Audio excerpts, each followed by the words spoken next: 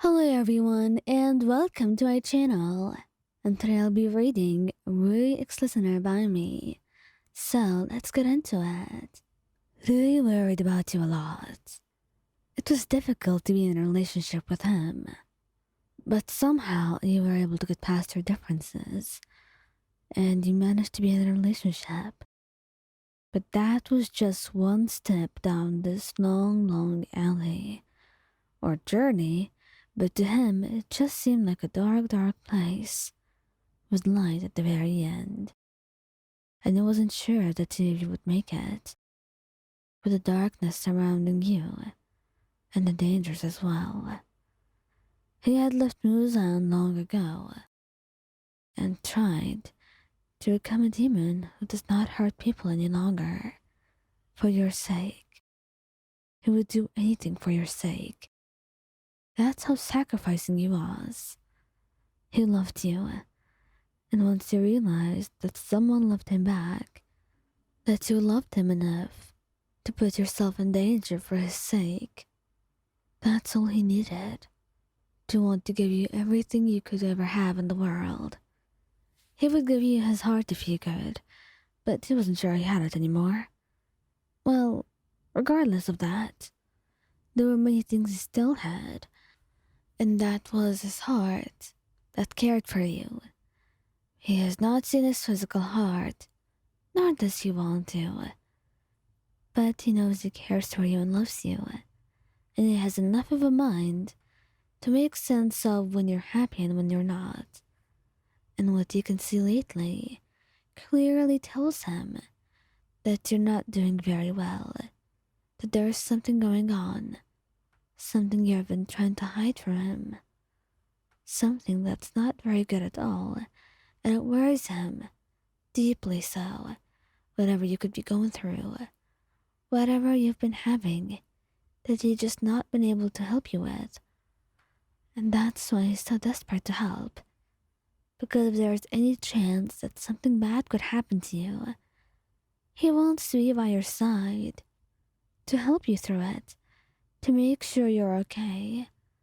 Otherwise, he may lose you. And that terrified him more than anything else in the world. The possibility of you not being there by his side any longer. It felt like he wouldn't be able to breathe anymore. He wouldn't be able to live. And would go back to the same person that he was, if not worse.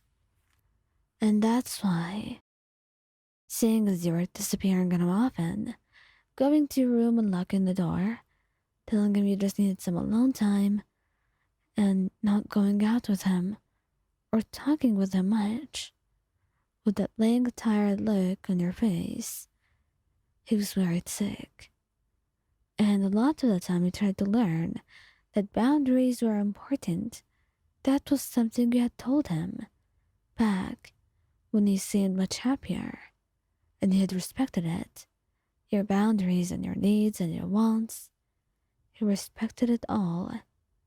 But sometimes he thinks that it's justified, that it breaks one of those rules, if it meant seeing if you're okay or not. And that's why he broke the door, to go see if you were okay. He had knocked on your door multiple times, and you've been hiding things from him. He doesn't know what they are, but he knows something's being hidden. And he's worried and scared. And it justifies this, doesn't it? It justifies him breaking the door and walking in on you, only to find you holding a sharp tool, trying to hurt yourself. And his heart and his mind scream at him for the same time to run, to help you, and to get it away from you.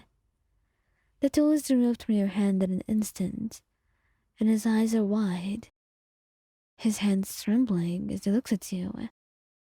Wyan, what? What were you doing? What were you thinking, Wyan? You weren't going to hurt yourself, were you? And you shook in his arms, tears springing to your face as you looked down in shame. He didn't want to look at him, too afraid of what he might see. What if he was disgusted with what he saw? What if he didn't want you again?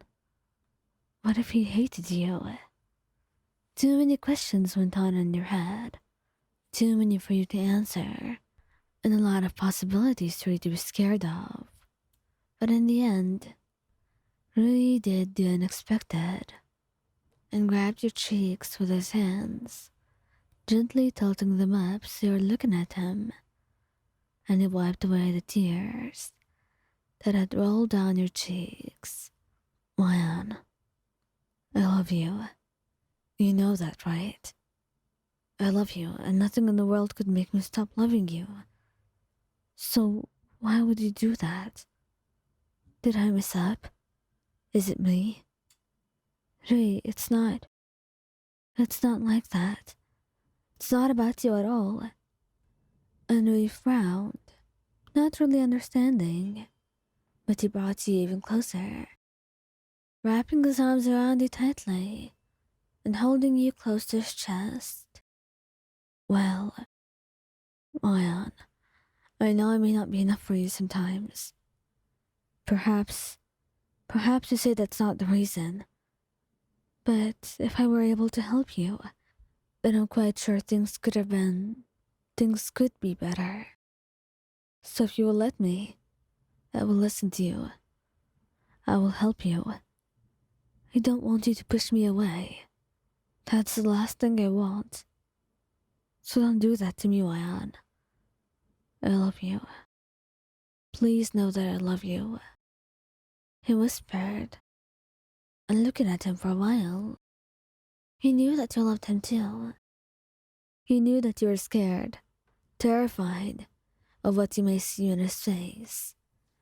But now seeing him, all you saw was love and care for you.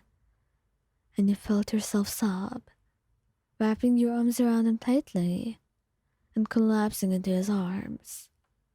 He held you gently, his hand finding its place on your back.